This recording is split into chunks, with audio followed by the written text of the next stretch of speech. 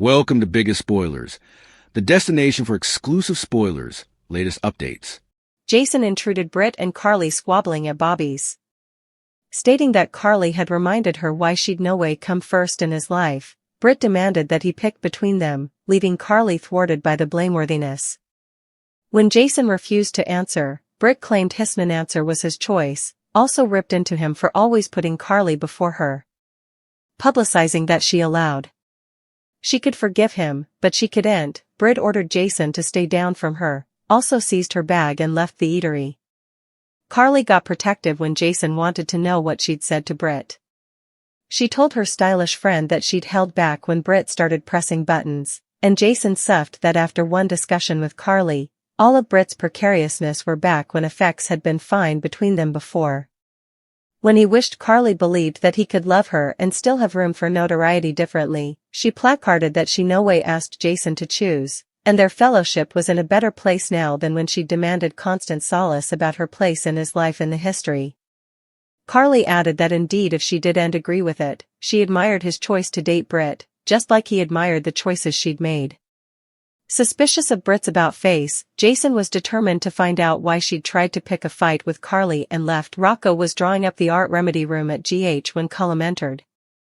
After many questions about the teen's community service, Cullum asked where Dr. Britt Westbourne's office was. Meanwhile, Britt arrived at the sanitarium after her blow-as-chul with Carly and Jason and shocked when she saw Cullum speaking with Rocco. Entering the room, Britt pretended that a nanny had told her someone was looking for her. Ross introduced himself as a WSB director and explosively squeezed Britt's hand during their handshake.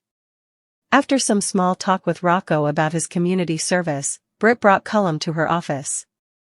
Once in the sequestration of her office, Britt asked Cullum why she'd seen him with Rocco doubly in one day, and he stated that he was trying to prove a point because he could pierce the teen at any time. He inferred that since Rocco was involved in a high-profile break heft, the WSB could take him into guardianship. Crying that Rocco was innocent, Britt prayed Cullum not to hurt him. She also revealed that she'd ended effects with Jason and promised to go to the Windmere lab that night.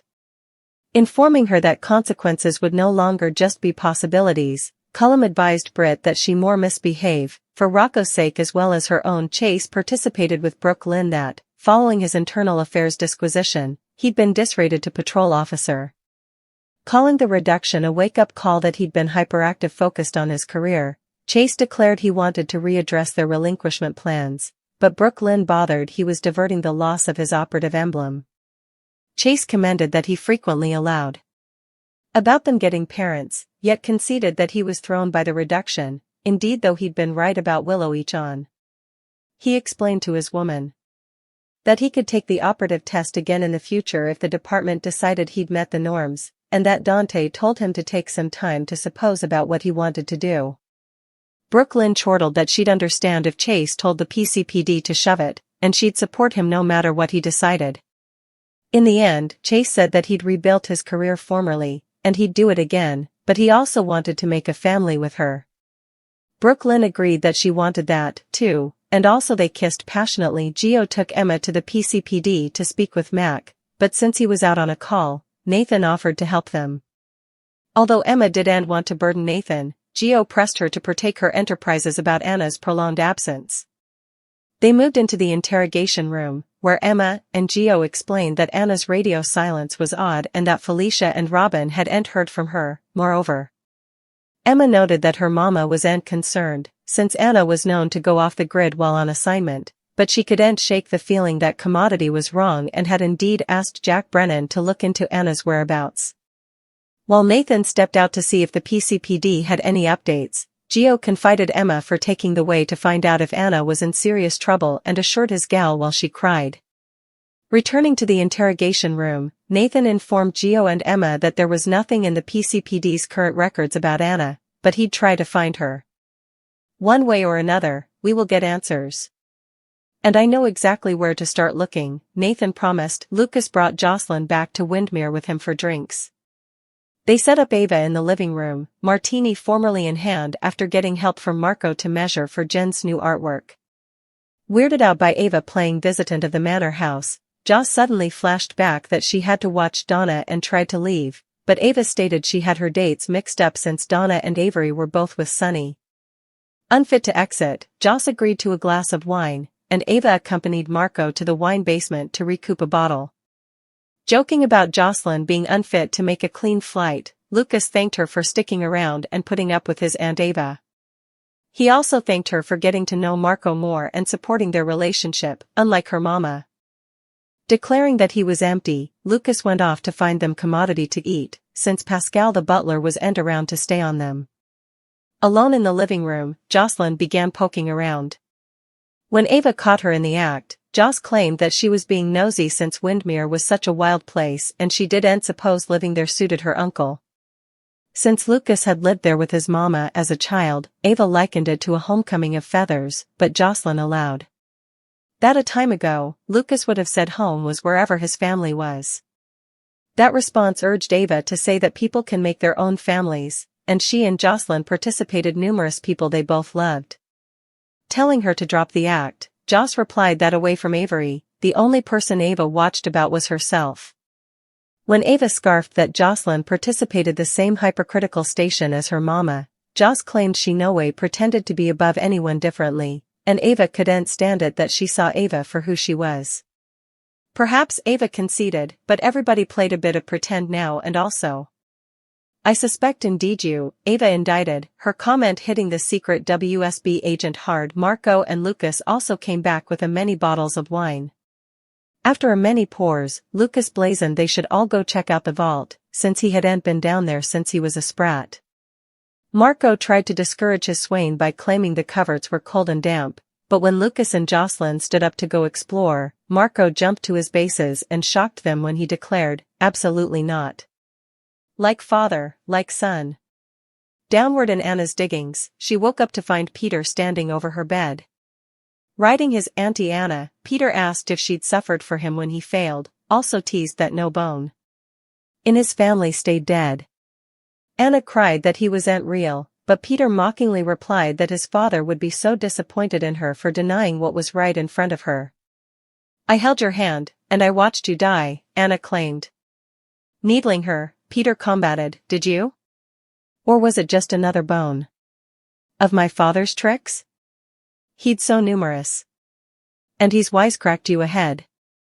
Next, Peter told Anna that Faison had awaited so long to show himself to her, but it was nearly time for his father to reveal himself. Crying at him to stop talking, Anna squeezed her eyes unrestricted and covered her cognizance as she rocked back and forth. Opening her eyes again, she demanded to see Faison right also, but Peter claimed that his father would appear when he was ready. Soliciting her persecutor to put an end to the internal anguish, Anna cried out to Faison, show me your face. Just come then. Was Peter a figment of Anna's imagination, or is Faison's other son back from the dead like his siblings? Who do you suppose Nathan is going to ask for help in tracking down Anna? Do you suppose Jason will get the verity out of Britt before she sets up camp on Ladle Island? Partake your prognostications about GH in the commentary below. The night Britt Westbourne vanished from Port Charles did not arrive with sirens or screaming headlines. It came quietly, wrapped mentioned in the hum of streetlights and the low whisper of a town that had learned, long ago, to fear silence more than noise. One moment, Britt was still there, arguing, defying, fighting for control of a life that had never truly been hers.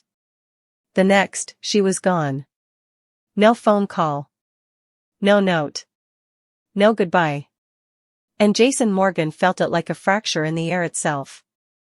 At first, he told himself it was just another Britt move. She had always been unpredictable, always one step away from storming off and drawing a line she swore no one could cross. But as the hours passed, and then the day, and then another restless night, that familiar unease began to coil in his gut. Britt didn't disappear without a reason. Not like this. Stone Cold had survived mob wars, betrayals, and ghosts from his own past that refused to stay buried. But this felt different. This felt like something darker, something hidden, something that had forced Britt to run rather than fight. And Jason Morgan did not let people he cared about vanish into the shadows. The search began in the places where memories still clung like fingerprints. Bobby's The diner was quieter than usual, the clatter of plates subdued, the laughter at the counter softer, as if even the walls sensed something had gone missing. Jason stood in the same spot where Britt had last looked at him with a mixture of heartbreak and fury, demanding a choice he had never been able to make. Carly found him there, arms crossed, eyes sharp with concern masked as irritation. "She's gone?" Carly asked, already knowing the answer. Jason nodded. "Her phone's off. She didn't show up at work. No one's heard from her." Carly scoffed, though there was unease behind it. Maybe she just needed space. Jason's jaw tightened. Britt doesn't take space. She makes noise. That was the first crack in Carly's confidence. Even she knew that Britt Westbourne didn't slip away quietly. She confronted problems head-on, even when they terrified her.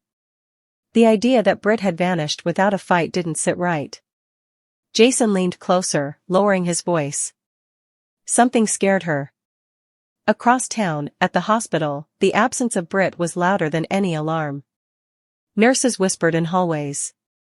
Doctors checked her office, her locker, the places she always went when she needed a moment to breathe. Everything was untouched. Her coffee mug still sat on the desk. Her coat still hung on the back of the chair. It looked like someone who had stepped out for a minute and never come back. Lucas Jones stood in the doorway, staring at the empty room like it might suddenly explain itself. He called her name once, softly, even though he knew she wasn't there. What he didn't know, what no one knew yet, was that Britt hadn't left because she wanted to. She had left because she had been told to. The man behind that order didn't announce himself with threats and violence. He wore a smile. A suit. A calm voice that made every word sound reasonable, even when it carried the weight of a nightmare. Ross Cullum. To most of Port Charles, he was just another name in the maze of organizations and agencies that claimed to protect the world. But to Britt, he had become something else entirely. A shadow. His voice still echoed in her mind as she drove through the night, the road stretching endlessly ahead of her like a tunnel she couldn't turn back from. "You don't want the boy to disappear," he had said, casually, as if discussing the weather. "So you'll do as you're told." Rocco Falconeri's face flashed in her thoughts, his awkward smile, his nervous energy, the way he tried so hard to act brave in a world that didn't care how young he was. Britt gripped the steering wheel harder. She had made her choice. Run. Protect the child. Lose everything else. Jason's instincts didn't point him to Britt. They pointed him to Cullum. The name came up quietly at first, a whisper from someone at the hospital, a half-finished sentence from a nurse who had seen Britt arguing with a man in a suit. Then a clerk at the front desk mentioned a Director Cullum asking about lab access and security logs. Jason didn't need more than that.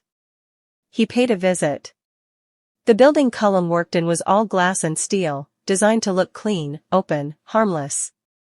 Jason walked in like a storm in human form, his presence alone enough to make the receptionist swallow hard.